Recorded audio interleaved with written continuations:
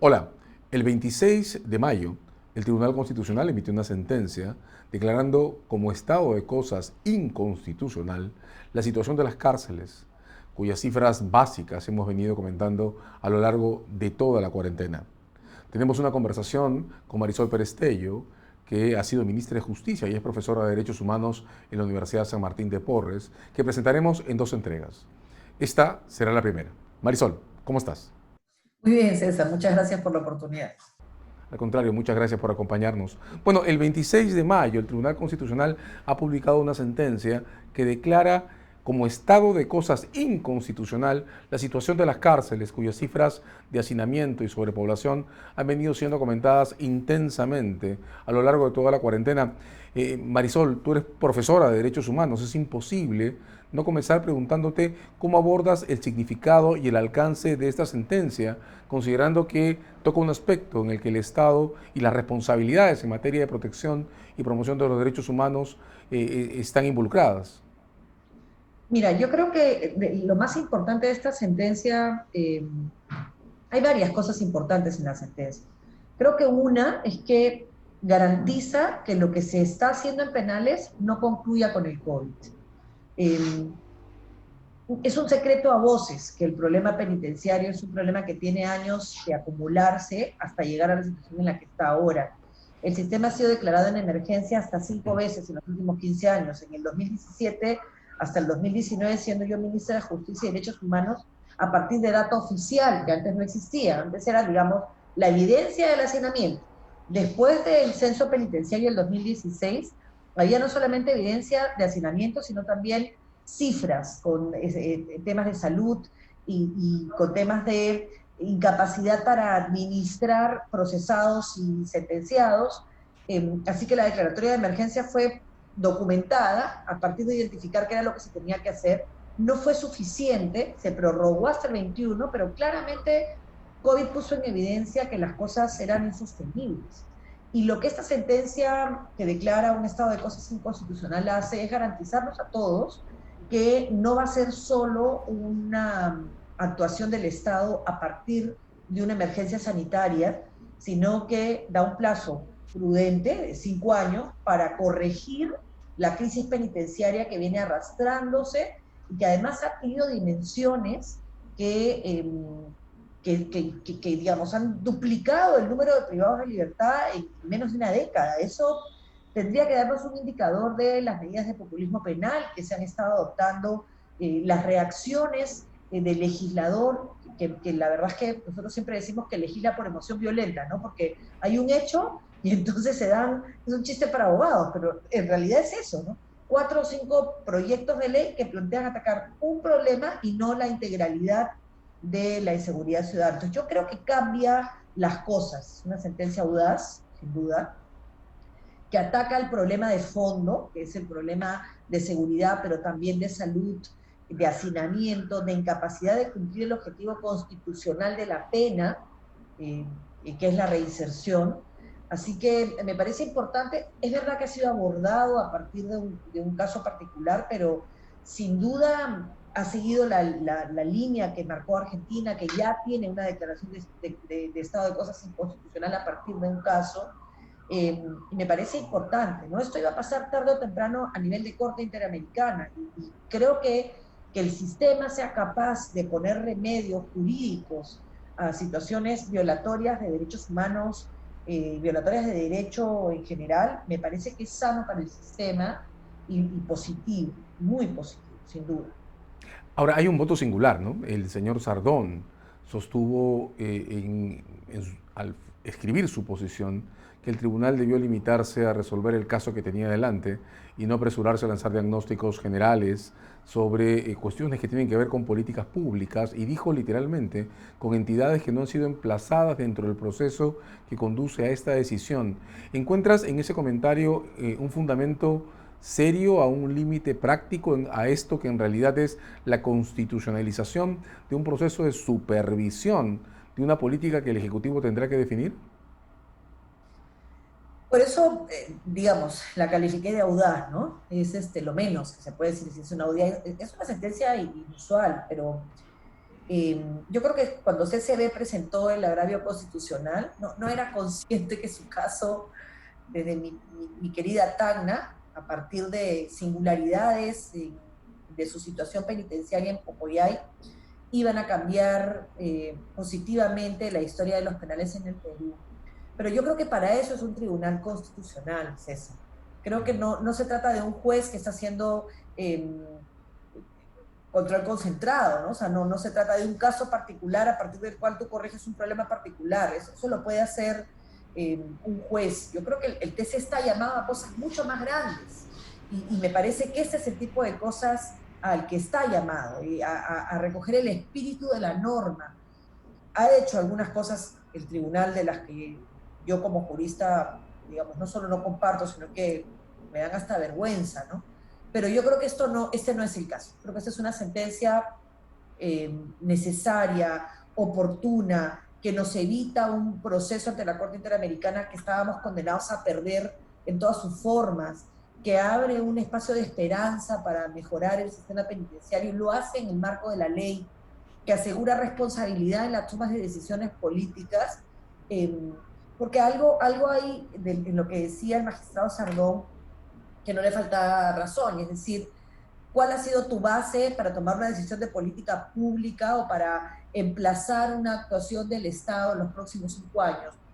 Y él decía, al no haber convocado, haberle dado oportunidad al Ministerio de Justicia, en este caso, no se sabe qué es lo que se está haciendo, pero yo creo que ahí hay un error probablemente de información en este tema, y es que sí se sabe lo que se está haciendo.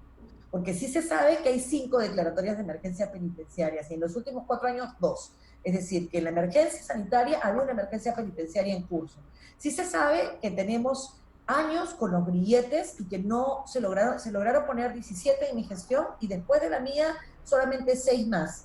Y ya 17 era mediocre. O sea, ¿por qué no se pusieron más? Hay toda una explicación que te puedo dar en el momento en el que corresponda, pero en realidad hay la evidencia de que algo no se está haciendo bien en el sistema penitenciario y que este algo que no se está haciendo bien administrativo está generando consecuencias en la vida de las personas. Decía CCB cuando describía su situación personal, que aplica a cualquier privado de libertad en el Perú, que él entró con un problema, creo que era un problema de garganta, un problema de resfríos crónicos, de bronquitis, y que su situación personal se había, digamos, había revelado mayor gravedad por 2 hechos. Uno, que dormía en el suelo, y eso es responsabilidad del Estado. O sea, que el hombre llegara enfermo, no, pero que haya dormido en el suelo los últimos 5 años, por supuesto que puso su situación ya delicada todavía peor. Y el otro hecho es que, y es un primer hecho que se revela y que se repite en todos los centros penitenciarios del Perú. Y el otro hecho que él decía era que había recibido una opinión de parte de una de las profesionales servidoras penitenciarias diciendo que él no asistía a las terapias y él decía eso no es verdad. Y ese es otro hecho que también se da. Lamentablemente no tenemos capacidad como Estado de atender a los privados de libertad como debiéramos. Yo no coincido con Sardón, respeto por supuesto su posición. Creo que ha sido audaz el Tribunal Constitucional, sí, creo que no ha eludido su responsabilidad y en esa medida lo saludo y lo felicito. Creo que la magistrada Ledesma, como presidenta del TC, estuvo buscando fórmulas durante el COVID y quizás esas fórmulas le permitieron aproximarse mejor a ver el estado de cosas inconstitucional. Y lo que hizo fue, a propósito de una sentencia en el marco de la ley, declarar algo que estaba viendo con sus ojos. Y cuando el derecho se ciega, ya no sirve, ¿no? O sea, la justicia es ciega, pero tiene que mirar algunas cosas. Y es lo que creo que esta sentencia hace. Ledesma, la primera semana de declarada la emergencia, le planteó al presidente de la República, hagamos algo, formemos una comisión, evitemos que la gente se muera. Y a mí eso me pareció muy valiente. Esta me pareció el arma más inteligente usada por el máximo intérprete de la Constitución al decir, oye, esto no lo puedo permitir más. El caso de CCB es el caso de un peruano que podría ser XX o podría ser cualquiera de nosotros y yo tengo el poder para cambiar eso y lo voy a hacer. A mí me parece valiente, audaz, valiente, en el marco de la ley. Y en el límite, si tú quieres, en el límite. Pero no puedo menos que felicitarlo. Ahora, tratándose además de una cuestión que involucra el respeto a los derechos humanos, obligaciones internacionales y una declaración ya hecha desde la Corte Interamericana, desde todos los sistemas de protección a los derechos humanos, podría bastar, además, con que el Ministerio de Justicia acepte la supervisión derivada de esta sentencia para que cualquier objeción formal o formalista se evanezca por sí misma, ¿no? Ahora, tú mencionaste algo importantísimo sobre lo que quiero regresar. El solicitante de esta demanda relataba un testimonio en el que sus propios padecimientos de salud respiratoria se agravaban por las condiciones a las que era sometido en el internamiento. Ahora, con el hallazgo del COVID, aparece un segundo tema igualmente importante, que es el estado del contagio por TBC, esta modalidad llamada drogoresistente en establecimientos penales como Lurigancho, ¿no? Y empieza a aparecer una línea de reflexión que nota que someter a las personas a encierro en estas condiciones importa producir y generar cuadros de afectación de salud directa, ¿no? ¿Crees que estamos en la puerta de poder adquirir o aceptar un abordaje distinto al significado de poner a alguien en la prisión a partir de este proceso? Espero que sí, César, porque yo llevo muchos años acompañando, digamos, a muchas personas que trabajan en cárceles desde distintos aspectos, repitiendo esto cada vez que puedo, y a veces pareciera que las personas no estamos en capacidad de entender lo que significa para la salud pública. El 5% de la tuberculosis del Perú se concentra en cárceles. Hay 32 millones de peruanos y el 5% de toda la tuberculosis del Perú está concentrada en 100.000. Eso es gravísimo. O sea, en realidad y si tú le sumas a ese hecho, porque eso es un hecho, eso no es una suposición, no es un hecho, si le sumas a ese hecho que te vas a Bravo Chico y el contagio mayoritario es por transporte público, en realidad sumas y restas. Las combis salen del distrito de San Juan del Lurigancho, donde hay 15.000 privados de libertad y menos de 2 kilómetros, debe. Y eso en un país que tiene mala alimentación, desnutrición crónica, es un riesgo mortal y demanda, por supuesto, del Estado una actitud mucho más diligente que la que ha tenido. Quiero jugar con una frase que lanzaste hace unos minutos, ¿no? La justicia es ciega, pero tiene que aprender a ver, ¿no? Tal vez tendríamos que empezar a pensar en un sistema en el que un juez, antes de decidir enviar a alguien a la cárcel, sea por una prisión preventiva, por una condena efectiva, pregunte a qué cárcel planean llevarlo, cuáles son las condiciones de salud de esa cárcel, cuáles son los índices de hacinamiento y cuál es lo de sobrepoblación, en punto que pueda medir de qué hablamos en términos de proporcionalidad cuando se toma una decisión sobre la libertad de una persona que termina comprometiendo su calidad de vida, ¿verdad? Pero además, César, la cárcel tendría que ser una medida de última ratio. A la cárcel no tiene que ir todo el mundo, a la cárcel tiene que ir el que camina en la calle es un peligro. No es una venganza, no es un castigo, menos es un castigo que tiene que tender a disminuirte como ser humano, ni a atacar tu dignidad. O sea, los delincuentes en todo caso son las personas que están dentro de la cárcel y no los que estamos fuera, que lo que intentamos es darles una oportunidad a través de la resocialización sin ponernos en riesgo. Ese es el concepto. El concepto es ese, el concepto es, tú eres peligroso ahora. ¿Por qué eres peligroso? A ver, la data del censo penitenciario, César, que también un poco, siempre volviendo a la posición de Sardón, porque yo creo que eso hay que dejarlo zanjado con claridad.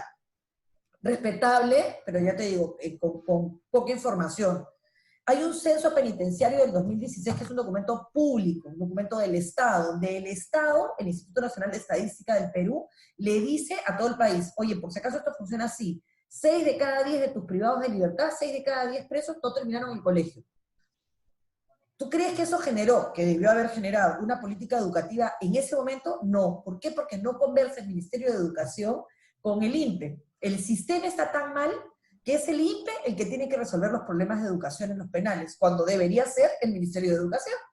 Porque si tienes que el 60% de la población penal no ha terminado el colegio, además de darte cuenta que no acabar el colegio es un indicador que te puede llevar a cometer un acto delictivo, digamos, por lo menos te marca una tendencia, tienes que tener una responsabilidad con esas personas que son analfabetas por tu conducta como Estado. Y tienes que hacer un programa de alfabetización en cárceles. Segundo, Ese mismo censo te dice que, no sé si son 7, 7,5 de cada 10 vivieron en hogares con violencia familiar. Obviamente, la política de violencia familiar del Ministerio de la Mujer tendría que conversar con penales para atacar, porque ya sabes que el 70% de los hogares de donde vienen los privados de libertad son hogares con violencia familiar. Tienes que hacer el match y tampoco conversan. Ya sabes que hay, hoy lo sabe todo el Perú, pero ya sabíamos que habían 180 niños de 0 a 3 años viviendo con sus madres en cárceles. Y no hay una política pública, se empezó a construir unos años, nunca terminó, una política pública que atienda a los niños. Nadie les hace seguimiento, nadie sabe cómo marcó en su vida el hecho de haber estado privados de libertad. Y lo peor, César, no tienen un presupuesto ni siquiera para paila. Los niños comen de la paila de sus madres. Por hablarte de 3 temas, pero te podría dar muchos más, el tema de la TV, por ejemplo, que hacen que efectivamente no hayamos pensado que la cárcel es sinónimo de tacho de basura y que el privado de libertad es sinónimo de desechable. Y no nos hemos dado cuenta que la gente que va a la cárcel va a salir en libertad, en 2 años, en 4 años, en 6 años, en 10 años, en 15 años o en 20. Y que si tú no cumples tu rol de resocializarlo, ¿para qué lo metiste a la cárcel? Continuaremos con esta conversación en nuestra siguiente entrega. César Azabache con Marisol Perestello en Coyuntura. Gracias.